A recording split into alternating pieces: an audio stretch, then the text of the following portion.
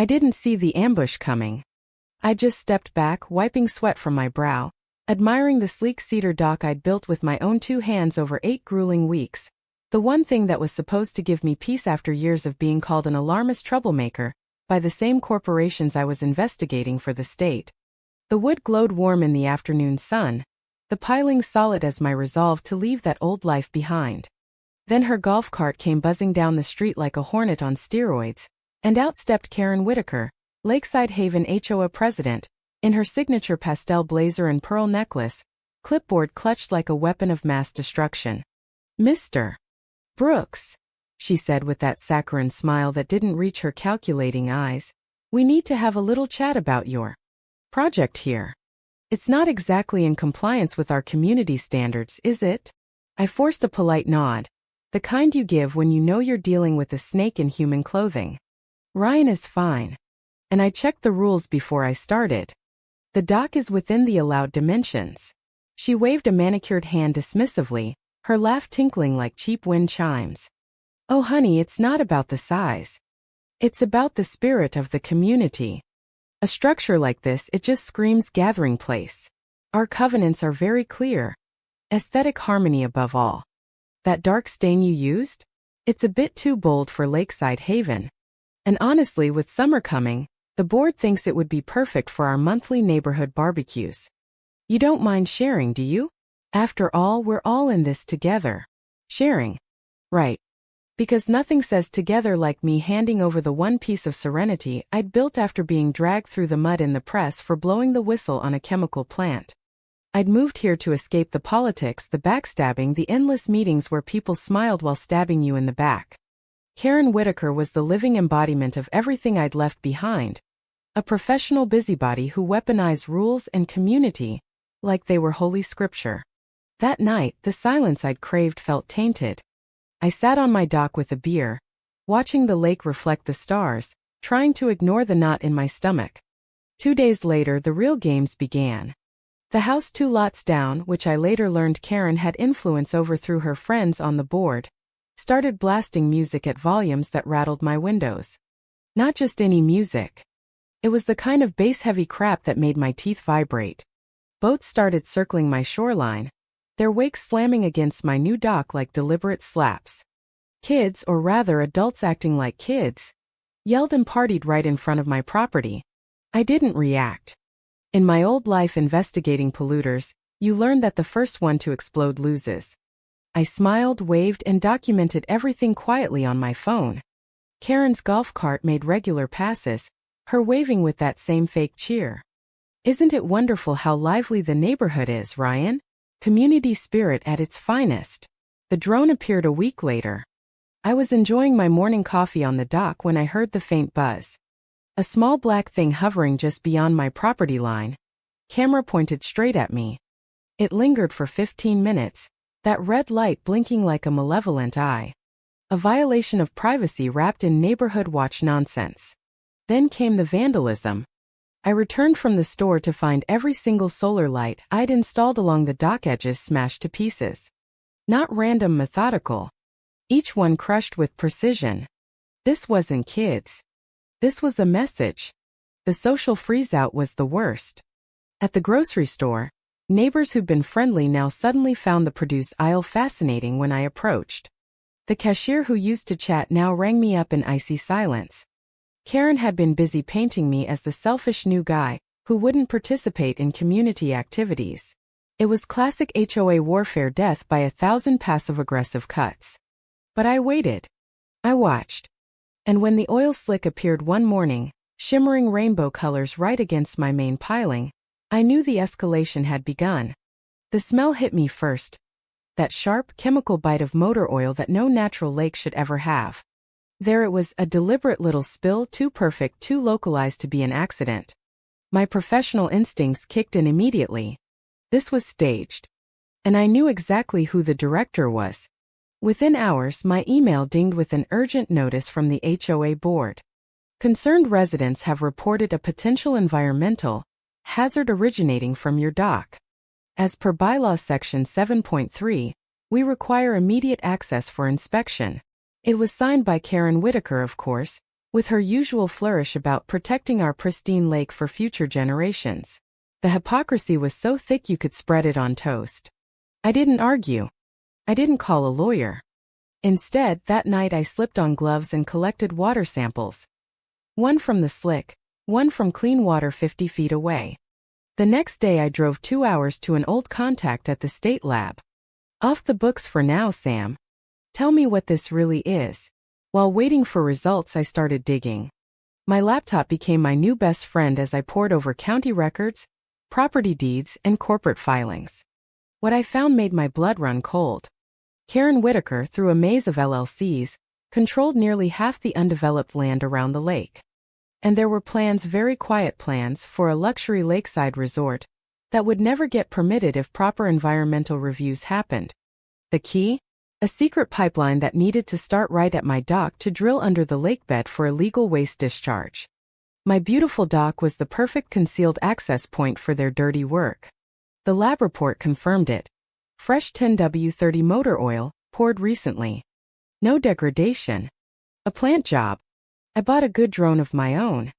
At 2 a.m.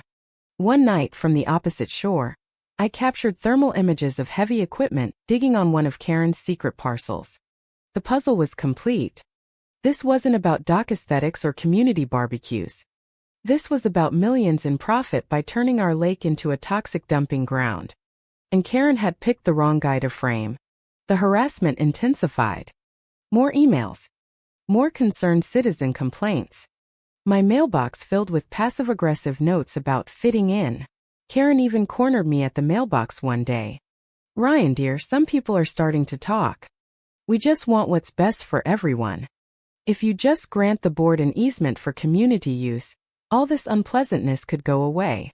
Her smile was pure venom wrapped in sugar. I smiled back. I'm sure it could, Karen. But I'm more interested in what's best for the lake.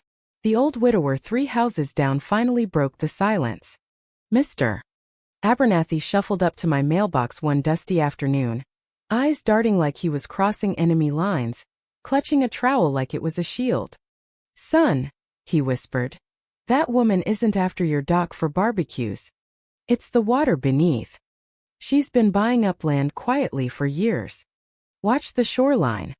Things ain't what they seem. He flinched when a familiar white golf cart turned the corner and scurried back to his rose bushes faster than a man his age should move. His words unlocked everything. The boats churning the water, the drone spying, the staged spill. It was never about community spirit. It was control. Control of the waterfront so Karen could run her secret pipeline straight from my dock into the deep channel and dump untreated resort waste straight into the lake we all loved. Cheap, dirty, illegal, and worth millions to her and her silent partners. My sanctuary had become the front line of a new war I thought I'd left behind. I didn't sleep much after that. Mornings that used to be coffee and sunrise became perimeter checks. I mapped every LLC, every easement, every geological survey I could pull from county archives. The picture sharpened into something ugly. Karen wasn't just an HOA tyrant with too much time and too many pearls. She was a walking environmental disaster waiting to happen. The luxury chateau and spa marketing packets I found buried under one of her shell companies spelled it out. Massive development, massive profit, massive shortcut on wastewater treatment. My dock was the linchpin. Without access to start the horizontal drilling under the lakebed, the whole scheme collapsed. So she tried to force my hand. The oil was step 1. The emails demanding immediate inspection by a community-appointed consultant were step 2. She thought she was dealing with a broken-down whistleblower who'd roll over for a quiet life. She had no idea she just poked the bear that used to eat corporations for breakfast. That evening I sat in the dark, no lights on, watching the lake go still under the moon. The game had changed. Karen wanted a fight over property values and bylaws. I was about to give her one over the Clean Water Act. The drone footage I captured that night was gold. Heavy equipment, fresh dirt mounds, all on land she controlled through 3 different companies. Combined with the lab results proving the spill was poured from a bottle, I had the start of an airtight case. But I kept quiet. I kept smiling at the grocery store. I let the whispers grow. Patience, always patience. Karen grew bolder. She started leaving friendly notes on my door about voluntary compliance and how good neighbors make concessions for the greater good. One afternoon she showed up in person again, this time with 2 board members trailing like obedient puppies. "Ryan, the board has voted. We feel it's in everyone's best interest to discuss an easement. Just temporary access for community events. Think of the children, Ryan. Think of the property values dropping if this little misunderstanding drags on." I leaned on my dock railing, the same railing I'd sanded until my knuckles bled, and looked her dead in the eye. "Karen, I've been thinking about the lake a lot lately. How important it is to protect it. For everyone. Even the ones who pretend to care while planning to poison it." Her smile faltered for half a second, the first crack in the perfect facade. "I don't know what you're implying, dear." "I'm not implying anything," I said softly. "I'm just watching the water." She left in a huff, her golf cart spitting gravel. But the next morning another urgent HOA email arrived, this time threatening fines and legal action if I didn't grant access within 48 hours. The noose was tightening. She was desperate. And desperate people make mistakes. I spent the next 3 days in the basement of the county records office, surrounded by dusty plats and forgotten easements. When I overlaid my drone GPS data with 1980s geological surveys on my kitchen table, the line was crystal clear, straight from her secret excavation site, through an old utility easement nobody remembered, directly to the edge of my dock and out into the deepest part of the lake. The perfect dump site. The perfect way to save millions on proper treatment, while she cashed checks from her luxury resort investors. The anger that hit me wasn't hot. It was cold, focused, professional. This woman had slandered me, isolated me, vandalized my peace, and tried to frame me for the very crime I'd spent my life fighting. All so she could turn our beautiful lake into her personal profit toilet. The emergency meeting notice came 2 days later. Resolving the lakeside haven waterfront crisis and unveiling our community's bright future. She was calling me out in her own rigged courtroom. Perfect. I hit reply with one word. Confirmed. Let her build her stage. I was about to burn it down with the truth. Saturday evening the community center was packed tighter than a suburban HOA meeting about lawn height violations. Karen had done her homework.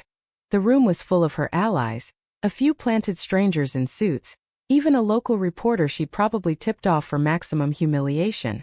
She sat at the head table like a queen on her throne, pastel blazer crisp, pearls gleaming under the fluorescent lights, face arranged in that perfect mask of grave concern. "Friends," she began, voice dripping honeyed sincerity, "our shared dream of a pristine neighborhood is under threat. Selfishness. Refusal to embrace community values. And now, an unfortunate environmental incident, right on our shoreline." She clicked a remote. A slick PowerPoint appeared. Manicured lawns, playgrounds, a shiny public community dock exactly where mine stood. "This vision is fully funded.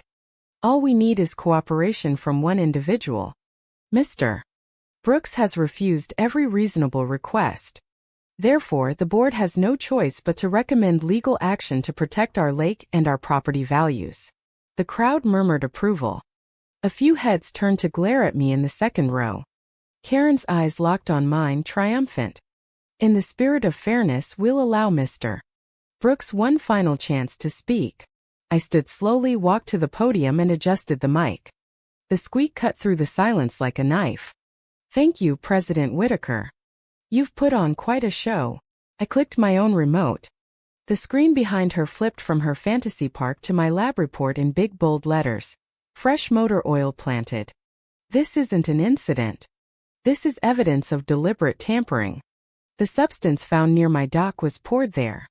And these thermal images from 3 nights ago show unpermitted nighttime digging on land controlled by Whitaker Holdings LLC." Gasps rippled through the room. I kept clicking deeds, corporate filings, geological maps, the whole web of deceit. Karen isn't building a community park. She's building a luxury resort. And her plan to handle the wastewater is to run an illegal pipeline straight from my dock into the deepest part of the lake. Untreated. For years. Poisoning everything while she cashes the checks. The room exploded. People were on their feet shouting. The reporter's pen flew across her notepad. Karen's face went from smug to ghostly white, then purple. This is slander. Lies. I am protecting this community, she shrieked, voice cracking into that high-pitched Karen register that made half the room wince. I leaned forward, voice low but carrying. This stopped being an HOA matter the moment you tried to frame me for pollution. State and federal agents are executing search warrants on your office, your home, and your partner's properties as we speak. Don't delete anything from your phones. It'll only make the charges worse. Uniformed agents move through the back doors. Karen's perfect mask shattered completely.